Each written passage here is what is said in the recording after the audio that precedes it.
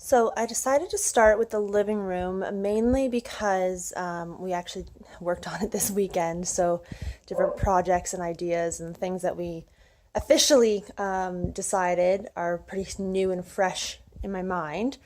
The living room is a really, really decent size. And in fact, I just found out from somebody who used to live in the house that it used to be two different rooms, and I could figure that out based on once we had torn up flooring and things like that. I could see the different lines on the flooring, which I now cannot show you because we have subfloor down already. But I didn't know what the rooms were used for because I knew that the kitchen was an addition, which is off the back here.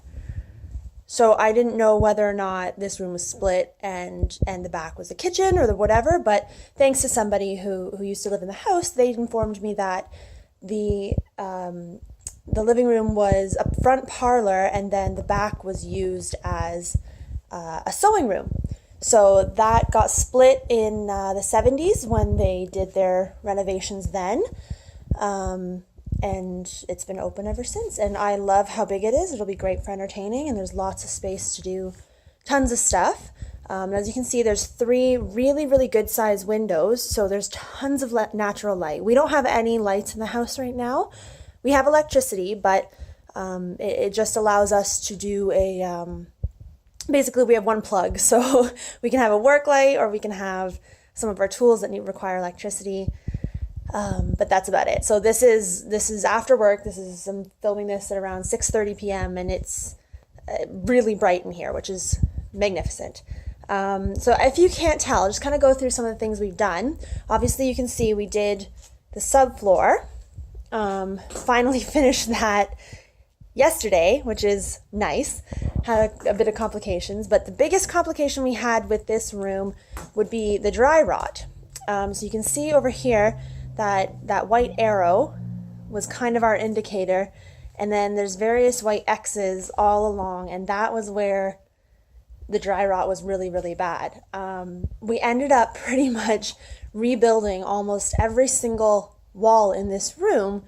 All the exterior walls the sill plates had to be redone, and then we actually built this wall, which is an interior wall, but we built that too because of that pipe that I had explained in a previous post. So you can kind of see this is that pipe I was talking about, and that's the jut out that I had to cut there because originally there was a kick in the wall, and we decided we wanted it to be just a straight wall. So now we get that, which is nice.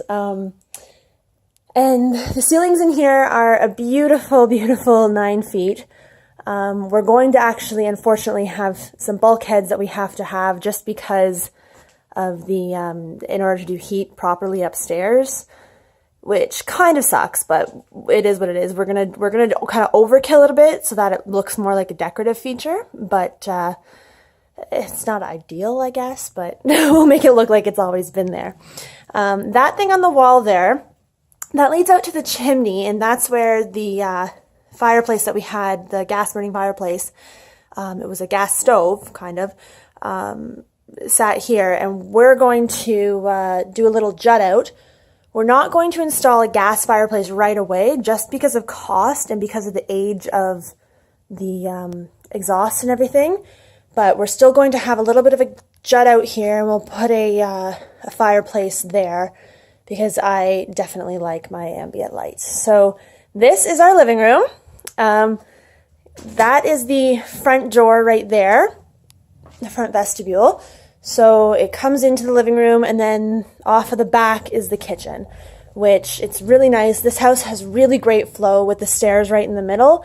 Everything else is just like a giant circle, and I kind of love that. I love that each room has its own distinguished space, but you can have it nice and open. And that is the living room.